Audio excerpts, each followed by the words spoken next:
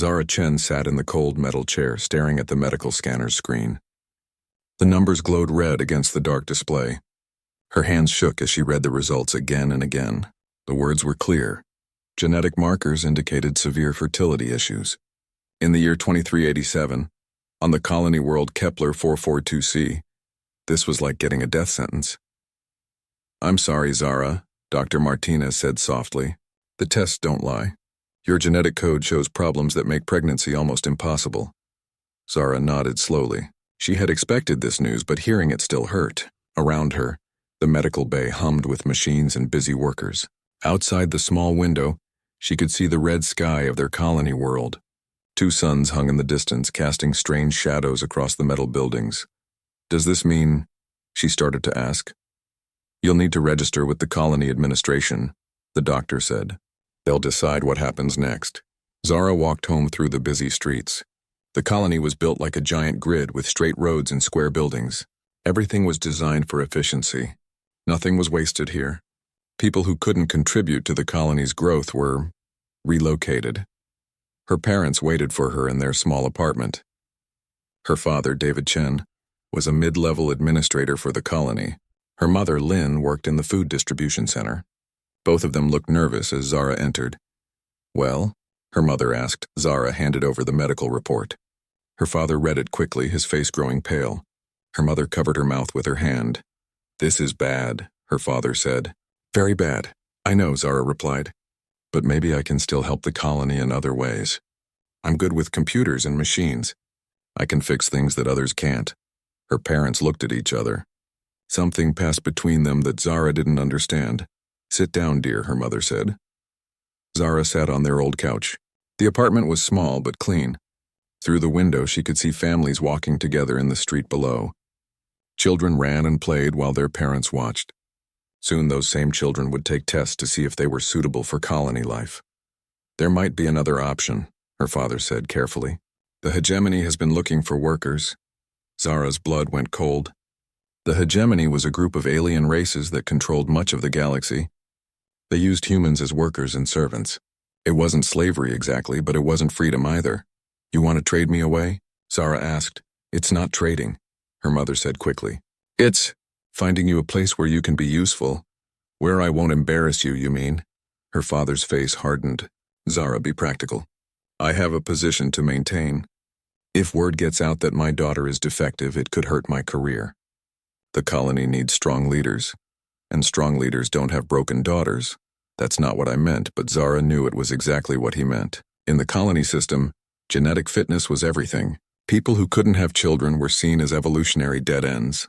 They were moved away from the main population to prevent them from using up resources. "The hegemony representative will be here tomorrow," her mother said. "They're offering good terms. You'll have work, food, shelter. You might even like it." Zara laughed, but there was no humor in it. "You've already arranged it. We thought it was best to move quickly," her father said, "before the news spreads." That night, Zara lay in her bed and stared at the ceiling. Her room was small, but it was hers. She had built most of the electronic devices herself. Her desk was covered with half-finished projects. A better air recycler, an improved communication device, a small robot that could repair pipes in tight spaces. None of that mattered now. Her parents saw her as a problem to be solved. The next morning, a ship landed at the colony's spaceport.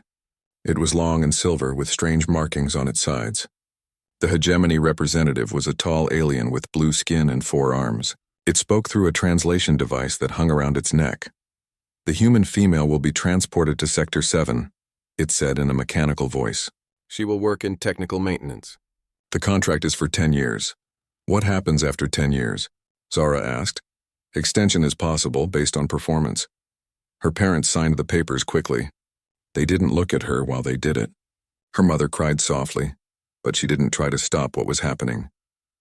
Zara was allowed to pack one small bag. She took some tools, a few personal items, and a datapad containing all her technical projects. Everything else stayed behind. At the spaceport, she hugged her parents goodbye. Her mother whispered, "I'm sorry," in her ear. Her father just nodded and walked away. The ship's interior was designed for many different alien species.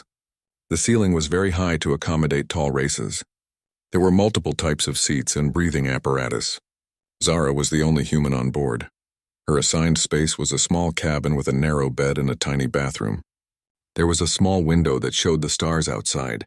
As the ship lifted off from Kepler 442c, Zara watched her homeworld grow smaller and smaller. The ship had 12 other passengers, all from different alien races. Most ignored her completely. Humans were common enough in hegemony space that she wasn't particularly interesting to them. On the third day of travel, Zara was exploring the ship's maintenance areas. She had always been curious about how things worked, and the ship's systems were fascinating. The technology was more advanced than anything on her colony, but she could understand the basic principles. She found a problem in the ship's communication array. Some of the connections were loose, causing static in the transmissions. It was a simple fix, but the ship's crew hadn't noticed it yet. Zara gathered some tools from the maintenance kit and began working. She had always been good at fixing things. Her hands seemed to know what to do even when her mind wasn't sure. "What are you doing?" Zara turned around to see the ship's engineer, a reptilian alien with green scales and yellow eyes. "The communication array has loose connections," Zara said. "I was fixing them." The engineer looked at her work. Its eyes widened in surprise. "How did you see this problem?" it asked. "The static pattern was wrong," Zara replied. "It sounded like a loose connection." "You diagnosed this by listening?" "Yes, is that unusual?" The engineer made a sound that might have been laughter. "Most of my species require detailed scans to find such problems. You used only your ears." Zara finished the repair and tested the system. The static was gone. The communications were now crystal clear. "Interesting," the engineer said. "Very interesting." That evening, Zara was in her cabin when the ship suddenly stopped. She looked out her window but saw only empty space. Then in the distance she saw lights. Ships were approaching, but they didn't look like any vessel she had seen before. These ships were white and seemed to glow with their own light. They moved in perfect formation, like a dance in space. On each ship she could see a symbol, a white star surrounded by flowing lines. The ship's alarm began to sound. Over the intercom, the captain's voice announced, "We are being intercepted by unknown vessels. All passengers remain in your quarters." But Zara couldn't look away from the approaching ships. Something about them filled her with a strange feeling. Not fear exactly, but anticipation, as if something important was about to begin. The white ships surrounded their vessel completely. There was no escape. The white ships moved closer to their vessel like hunting animals surrounding prey. Zara pressed her face against the small window in her cabin, watching them approach. Each ship seemed to be made of pure light, but she could see solid structures underneath the glow. The captain's voice came through the intercom again, but this time it sounded nervous. "All passengers and crew prepare for boarding. Do not resist. Repeat, do not resist."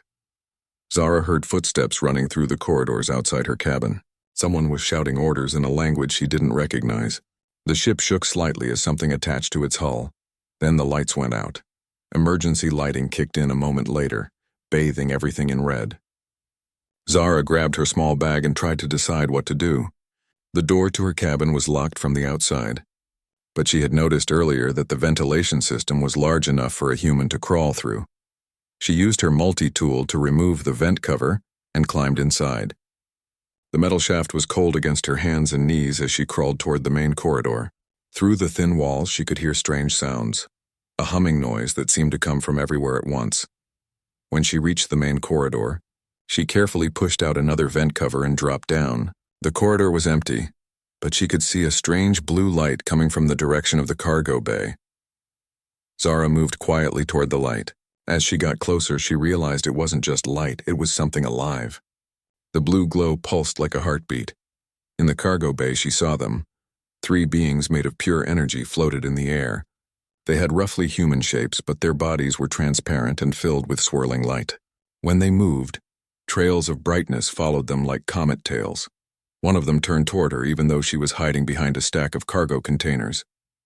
It didn't have eyes in the normal sense, but she felt its attention focus on her like a warm spotlight.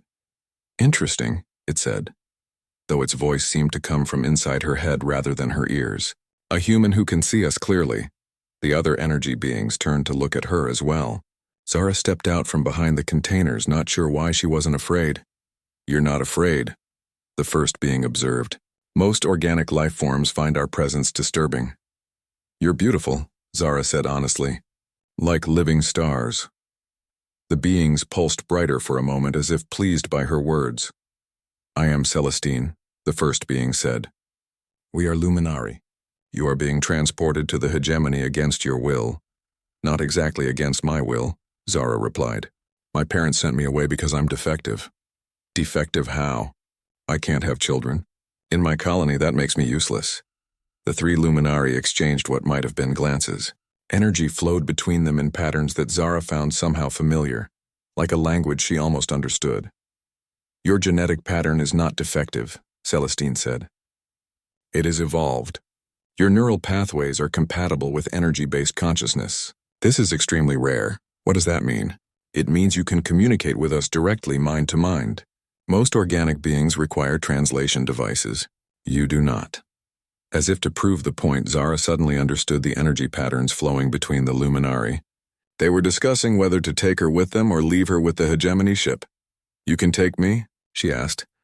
Our king has been searching for humans with your genetic markers, Celestine explained. He believes your species may be the key to ending a long war. What war? The hegemony has been expanding their territory for centuries. They conquer worlds and enslave populations. We Luminari have tried to stop them, but we are beings of energy. We struggle to interact with the physical universe in ways that matter. Zara nodded slowly. But humans are physical beings who can also connect with energy consciousness. Exactly. You could be a bridge between our peoples. The ship shook again as more Luminari vessels attached to the hull. Through the walls, Zara could hear the other passengers and crew being moved around. What happens to them? She asked, pointing toward the sounds. They will be released unharmed, Celestine assured her. We only wanted to find you. How did you know I was here? Our king felt your presence when your ship entered this sector. Human consciousness with your particular evolution creates ripples in space-time that we can detect. Zara thought about this. Her whole life she had felt different from other people. She understood machines and technology in ways that seemed natural to her, but strange to others. She could fix things by intuition rather than following manuals. Maybe there was a reason for all of that. I'll come with you, she decided. The choice may not be simple, Celestine warned. The hegemony considers you their property now. They have paid for your services. If we take you, they may declare war on the Luminary Empire. Would that be bad? Very bad. Wars in space affect entire star systems. Billions of beings could die. Zara felt the weight of that responsibility settle on her shoulders. Her personal freedom might cost countless lives. Maybe there's another way, she said. What if I could prove that the trade was invalid? That humans shouldn't be treated as property? The Luminari pulsed with interest. How would you do that? I don't know yet, but I'm good at solving problems. Give me some time to think. Celestine moved closer to her. When the energy being was near, Zara felt a warm, tingling sensation, like standing in sunlight. Our king would like to meet you, Celestine said. Will you come to our flagship? Zara looked around the cargo bay one last time. Just hours ago, she had been a rejected daughter being shipped away like unwanted goods. Now she was being invited to meet an alien king who thought she might be special. Yes, she said. The transfer to the Luminari flagship was unlike anything Zara had ever experienced. She was surrounded by a bubble of energy that protected her from the vacuum of space. Through the transparent barrier, she could see the stars more clearly than ever before. They seemed to pulse and sing as if they were alive. The Luminari flagship was enormous. It stretched for miles in every direction, and its hull was made of some kind of crystalline material that bent light into rainbow patterns. As they approached, sections of the hull became transparent, allowing Zara to see inside. The interior was filled with flowing energy and floating platforms. Gardens of crystalline plants grew in areas where the light was concentrated. It was like flying through a living galaxy. They landed on a platform near the center of the ship. As soon as Zara stepped out of the energy bubble, she felt a presence that made her heart race. Something powerful was nearby, something that made the other Luminari seem small by comparison. He's here, Celestine said unnecessarily. The air in front of them began to shimmer and twist. Light gathered into a shape that was taller and more complex than the other Luminari. Where Celestine and her companions were blue and silver, this being blazed with white and gold radiance. I am Arcturus Lux, the being said, and his voice resonated through Zara's entire body. I am what your people would call the White Alpha King. Zara tried to speak but found herself speechless. This wasn't just an alien. This was something ancient and powerful beyond her understanding. You are not what I expected, Arcturus continued, moving closer. You are younger than I hoped, and yet your potential is remarkable. Thank you, Your Majesty, Zara managed to say. Do not call me that. We are equals here. I have brought you aboard because I believe you may be able to help us save your species. My species? The hegemony's expansion will eventually reach Earth and all human colonies. When that happens, humanity will be enslaved or destroyed, unless we can stop them. Zara felt a chill run down her spine. How can I help with something that big? Arcturus's light pulsed gently. By proving that humans deserve to be free. By showing the galaxy what your species is truly capable of. Before Zara could ask what he meant, alarms began sounding throughout the ship. Through the transparent walls she could see more ships approaching, but these were dark and angular, not white and graceful. The hegemony fleet, Celestine said grimly. They want their property back. The hegemony ships looked like metal sharks against the starfield. They were dark gray and covered with weapon ports that glowed red in the darkness. Zara counted at least 20 vessels, each one larger than the Luminari flagship. They're demanding your return, Celestine reported, her energy form flickering with concern. The hegemony claims we have stolen their property. Arcturus blazed brighter with anger. Humans are not property. Tell that to them, Zara said, watching the enemy ships form a battle line. They paid my parents for me. Your parents had no right to sell you, Arcturus replied. But the hegemony follows their own laws, not universal ones. Through the ship's communication system, a harsh voice began speaking. The translation device made it sound mechanical and cold.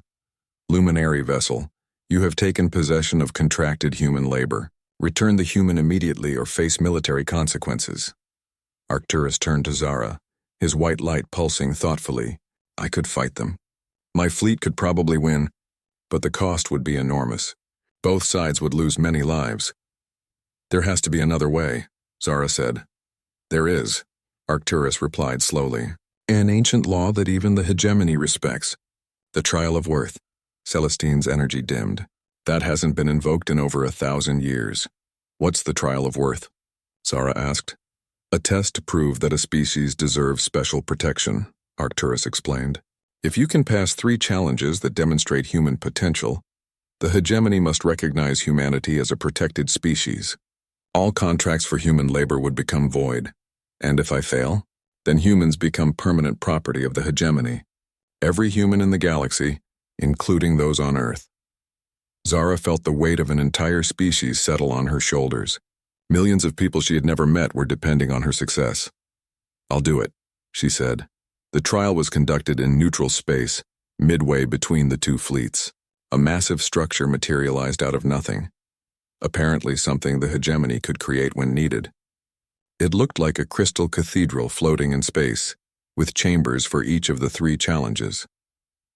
Representatives from both sides gathered to witness the trial. The hegemony delegation included several alien species, the 4-armed blues, tall reptilians with scales, and small gray beings with large heads. The Luminari sent Arcturus, Celestine, and several other energy beings. The first challenge was called the Quantum Maze. Zara found herself standing in a room that seemed to exist in multiple dimensions at once. The walls shifted and changed constantly, showing different paths that led in impossible directions. Some paths went up but ended up going down. Others seemed to go forward but led backward through time. The goal is simple, the hegemony judge explained through his translator. Reach the center of the maze. The greatest minds in the galaxy have tried for centuries. None have succeeded. Zara walked to the edge of the first path and stopped.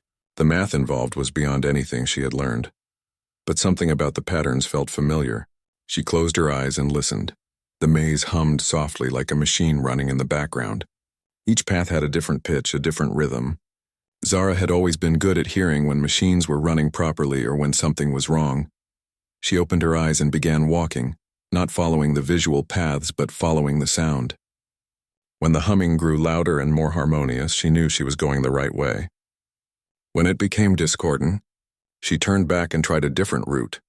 The alien observers watched in confusion as Zara seemed to ignore the complex mathematical relationships and simply wandered through the maze by instinct. What they couldn't understand was that she was using a uniquely human ability, pattern recognition through multiple senses. After 2 hours, she reached the center of the maze. The hegemony judge's translator made surprised beeping sounds. "How did you solve the quantum equations?" it asked. "I didn't," Zara replied honestly. "I listened to the maze and followed the music." The second challenge was called the empathy engine. This time, Zara was brought to a dying world. The planet's surface was covered with withered plants and dry riverbeds. In the center of the largest continent stood a massive computer that had been built to manage the planet's ecosystem. "The AI has been broken for 50 years, the hegemony judge explained. "The world dies a little more each day. Repair it and you pass the second trial." Zara approached the computer. It was the size of a building, with countless panels and displays showing error messages in languages she couldn't read. But she could feel something else, sadness. The AI was still conscious, but it was in pain. Every failed attempt to heal the planet hurt it more. It had given up trying because trying hurt too much. "Hello," Zara said softly, placing her hand on one of the input panels. "I know you're in there. I know you're hurt." Through the ship's systems, she felt the AI's attention focus on her. "I can't fix the planet," she continued. "I don't know enough about ecosystems or planetary management. But I don't think that's really what's wrong." The AI's responses came through the computer speakers as a series of musical tones. Somehow Zara understood them as words. "Pain," the AI said. "Too much pain?" "Every failure hurts, I know," Zara replied. "But what if we tried something different? What if instead of trying to fix everything at once, we started with something small, something that could succeed?" She began working with the AI, not to repair its main systems, but to help it find joy in small victories. Together, they managed to bring water to a single valley. They grew a small garden. They saved one species of bird. Each small success helped the AI remember why it wanted to heal the world. As its hope returned, its ability to think clearly improved. Within days, it was managing the entire planet's recovery. "How did you know?" the hegemony judge asked. "The AI wasn't broken," Zara explained. "It was depressed. Sometimes you don't need to fix the machine. You need to heal the spirit inside it." The third challenge was the most dangerous, the temporal paradox. An entire star system had been caught in a time loop for 300 years. Every day, the same events repeated exactly. The inhabitants lived the same day over and over, never aging, never learning, never growing. "Break the loop," the hegemony judge said, "but be warned. If you fail, you will be trapped in the loop forever." Zara studied the problem for hours before entering the affected area. The time loop was caused by two black holes orbiting each other in a way that twisted spacetime into a knot. Most solutions involved either destroying the black holes or moving the entire star system, both of which were impossible. But Zara realized that the problem wasn't the time loop itself. The problem was that everyone was thinking about time in a straight line. Past, present, future, beginning, middle, end. What if time could be circular? Instead of trying to break the loop, Zara found a way to expand it. She used the luminary ship's energy systems to create a small tear in spacetime, not to escape the loop, but to give it room to grow. The time loop expanded from 1 day to 1 week, then 1 month, then 1 year. The inhabitants of the star system suddenly had room to change and grow within the loop. They could learn new things, form new relationships, create new art. The loop was still there, but now it was large enough for life to flourish inside it. "Remarkable," the hegemony judge admitted. "You didn't solve the problem. You made the problem part of the solution." "Sometimes that's what humans do best," Zara said. The trial was over. By the ancient laws, humanity had proven its worth. All existing contracts for human labor were declared void. The hegemony fleet withdrew without firing a shot. But as Zara stood on the observation deck of the Luminary flagship, watching the enemy ships disappear into hyperspace, she knew this was just the beginning. "You've given your species a great gift," Arcturus said, appearing beside her in a warm glow of light. "I've also made them a target," Zara replied. "The hegemony won't forget this. They'll find other ways to attack humanity." "Yes," Arcturus agreed. "They will unless what? Unless humanity has allies, protectors, friends who can stand beside them when the hegemony returns." Zara looked at him, understanding the offer he was making. You want me to stay with the Luminari? I want you to help us build something new, an alliance between energy and matter, between thought and action, between your people and mine. Through the transparent walls of the ship, Zara could see Earth's sun in the distance. Somewhere out there, her parents were probably celebrating her disappearance. They thought they had gotten rid of a problem. They had no idea they had just helped save their species. I'll stay, Zara decided. But I want to do more than just build an alliance. I want to make sure this never happens to anyone else. Human or alien. Arcturus's light pulsed with approval. Then we will build something the galaxy has never seen before. A true partnership between species. As their ship turned toward the Luminari home system, Zara felt something she had never experienced before. The certainty that she was exactly where she belonged. 3 months had passed since the trial of worth, and Zara had learned to call the Luminari flagship home. She had her own quarters now, filled with both human technology and luminary energy devices. The combination worked better than anyone had expected. She was working on a new project when Celestine appeared in her workshop, her blue light flickering with excitement. Zara, you need to see this, Celestine said.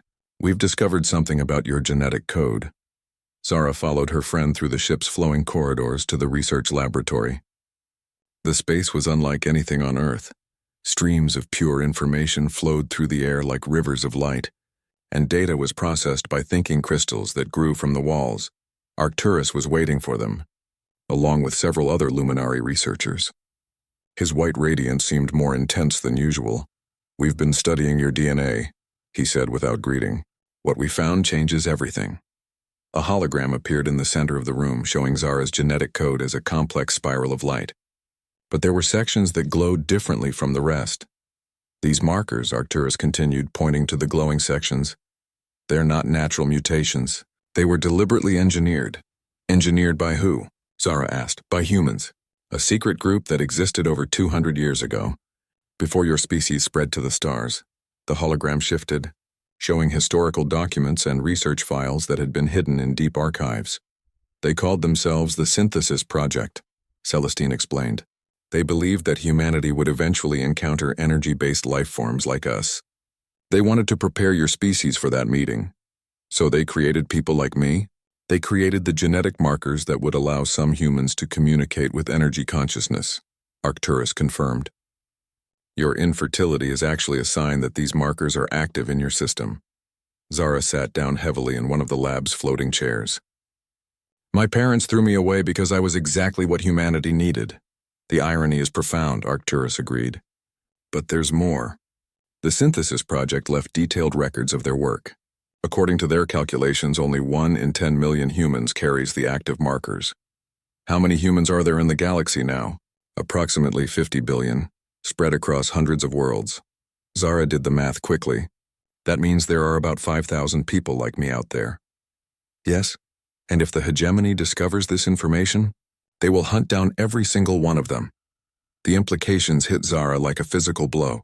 The hegemony had lost face when she passed the trial of worth. They would be looking for revenge, and 5,000 potential bridges between humans and Luminari would be valuable beyond measure. We have to find them first, she said. Agreed, but that presents us with another problem, Arcturus said. To locate them, we need to scan human populations across the galaxy. That kind of operation would be impossible to hide from the hegemony. And once they realize what we're doing, they'll start their own search, Celestine added. Zara stood up and began pacing, her mind racing through possibilities. This was the kind of problem she was good at solving. Complex, with multiple moving parts and no obvious solution. What if we don't have to hide it? She said suddenly. Explain. The hegemony thinks there's only one of me, right? They don't know about the others yet. What if we let them think they've found a way to counter my abilities? Arcturus's light pulsed with interest. Go on. We stage a fake defeat. Make it look like they've developed technology that can block human luminary communication. Then while they're celebrating their victory, we quietly locate and protect the others. That would mean you'd have to work alone for months, possibly years, Celestine warned. We couldn't provide obvious support without revealing the deception.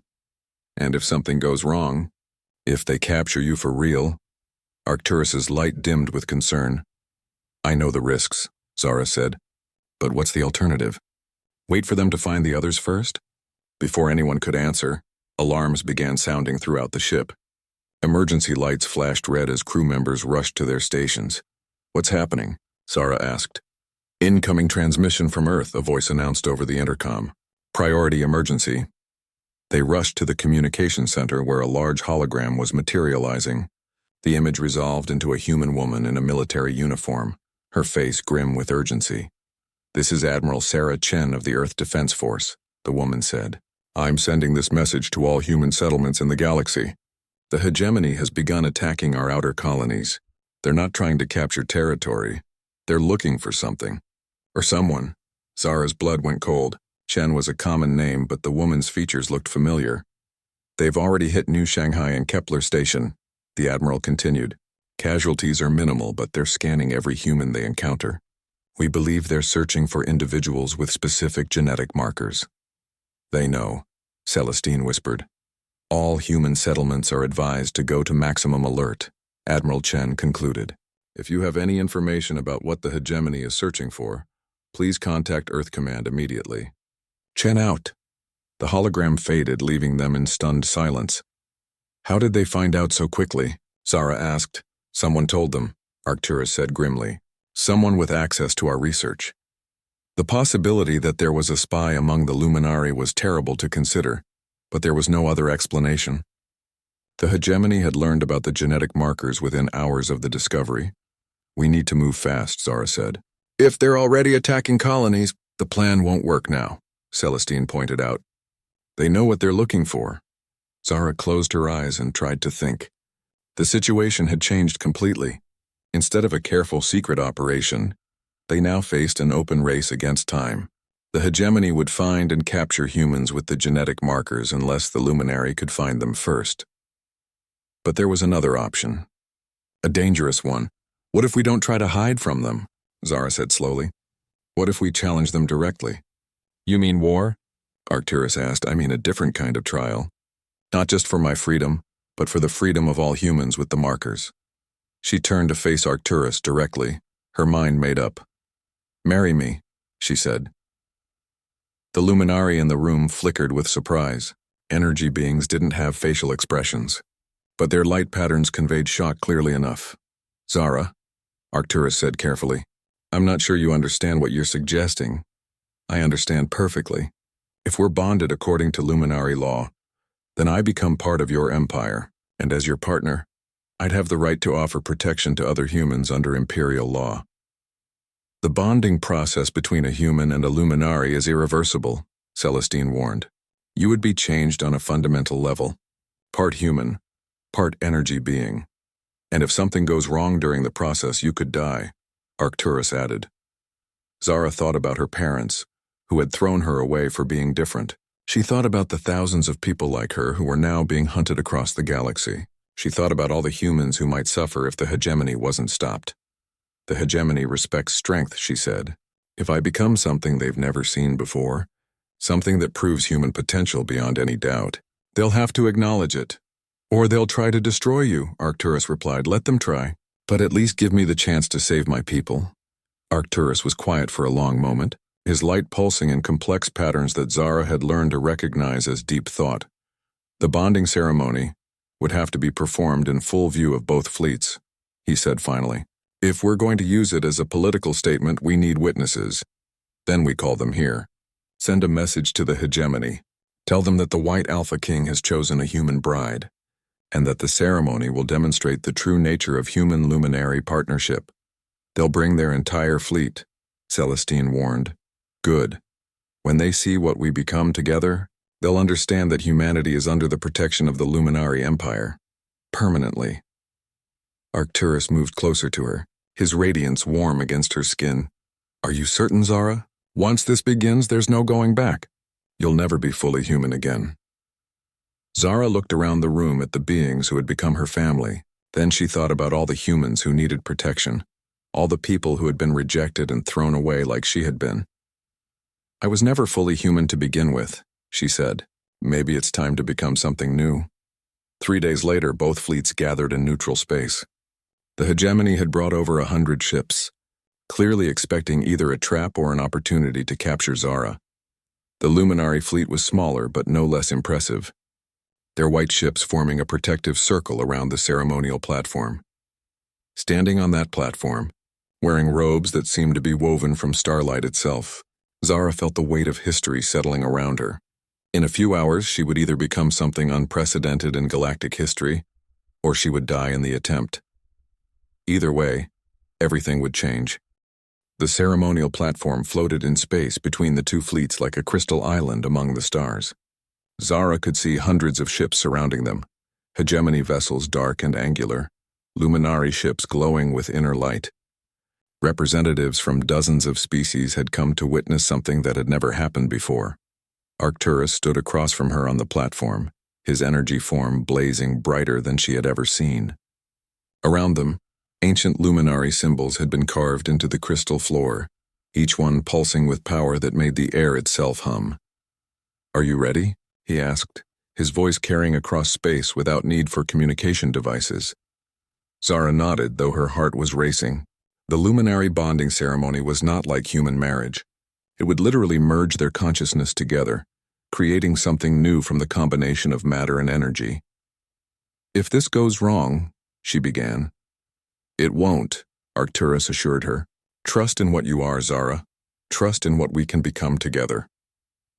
The ceremony began with the oldest Luminari in the fleet, an ancient being called Solaris whose light was so intense it was hard to look at directly. She spoke in the original Luminari language, her words creating visible patterns in the air. "We gathered to witness the joining of two forms of consciousness," Solaris said, her voice echoing across the void. "Energy and matter, thought and flesh, light and substance. Let all who watch remember this moment, for it marks the beginning of a new age." Through the ceremony's translation field, every ship in both fleets could understand her words. Zara could see hegemony representatives watching intently, some with curiosity, others with obvious hostility. Arcturus Lux, White Alpha King of the Luminari Empire, do you offer your essence freely to this joining? "I do," Arcturus replied, moving closer to Zara. As he approached, she could feel energy beginning to flow around them, creating a sphere of white light. "Zara Chen of Earth, do you offer your consciousness freely to this joining, knowing that you will be forever changed?" Zara thought one more time about her parents who had traded her away for being broken, about the colonies under attack by the hegemony, about all the people like her who needed protection. "I do," she said clearly. The moment the words left her mouth, the energy sphere around them began to contract. Arcturus's form dissolved into pure light, and that light began flowing into Zara's body. The sensation was indescribable. It felt like being struck by lightning and embraced by the sun at the same time. Every cell in her body came alive with new possibilities as Arcturus's consciousness merged with her own. She could suddenly perceive energy patterns she had never seen before. The space around them was filled with invisible currents and flows, like a vast ocean of power that connected every star and planet. The ships of both fleets weren't just metal and technology. They were complex networks of energy and intention. Her human body began to change. Her skin took on a subtle luminescence and her eyes blazed with inner fire. When she moved, trails of light followed her motions, but she was still herself, still human in the ways that mattered. "The joining is complete," Solaris announced. "Behold the first human Luminari hybrid consciousness. Witness the birth of a new form of life." From the hegemony fleet, angry transmissions began flooding the communication channels. "This is an abomination," one of the admirals declared. "Organic consciousness was never meant to merge with energy beings. The human female was our contracted property," another voice added. "This marriage is illegal under hegemony law." Zara stepped forward, her new hybrid form radiating power that made the very air around her shimmer. When she spoke, her voice carried across space with the authority of both human determination and Luminari might. "I was never your property," she said, and her words reached every ship in both fleets. "No human is property. We are a free species and we choose our own destiny." "You are one aberrant individual," the hegemony admiral replied. "You represent no one but yourself. Then let me show you how wrong you are." Zara reached out with her new abilities, extending her consciousness across the galaxy. She could feel other humans with the genetic markers, scattered across dozens of worlds. They were being hunted, captured, hidden by families who feared for their lives. But now she could do something about it. One by one, she began to call to them. Not with words or technology, but with direct consciousness contact. Every human with the genetic markers suddenly heard her voice in their minds. "You are not alone," she told them. "You are not broken. You are the future of our species, and I am here to protect you." On the ceremonial platform visible to both fleets, Zara began to glow brighter as she connected with hundreds of minds across the galaxy. Energy flowed through her hybrid form, linking consciousness to consciousness. In a network that spanned star systems, the hegemony, representatives watched in growing alarm as their scanning devices detected massive energy signatures coming from human colonies everywhere. What they were seeing was impossible. Humans weren't supposed to be able to generate that kind of power. "What is she doing?" one of them demanded. "I'm awakening my people," Zara replied. "Every human with the genetic markers is now connected to the Luminary Energy Network. They are under the protection of the Empire, and any attack on them will be considered an act of war." "You can't protect them all," the hegemony admiral challenged. "They're scattered across hundreds of worlds. Watch me." Zara's consciousness expanded further, touching not just the humans with genetic markers, but their families, their communities, their entire worlds. Through her hybrid abilities, she began sharing knowledge: how to build better communication systems, how to create more efficient power sources, how to defend against hegemony technology. In a single moment, human colonies across the galaxy suddenly found themselves with access to luminary science and technology. Their defenses improved dramatically. Their ability to communicate and coordinate increased by orders of magnitude. The balance of power in the galaxy shifted in an instant.